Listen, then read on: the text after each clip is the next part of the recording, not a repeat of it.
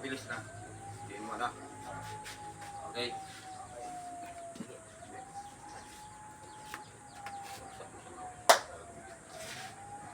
First step, sentro mo. Lagyan mo tubig. Bitawan, para umikot. Bitawan mo. Hindi, basta sige. Ako na lang apat. Ayan. Okay.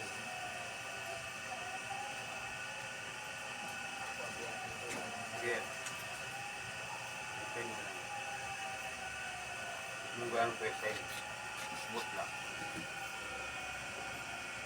Kung masusundan yung ikot niya, hindi mo para mag-sentro. Yan ang pinakamahirap. Ang pagsisentro. Pag disentro, hindi mo magagawa ng mahusay yung gagawin mo. Halata.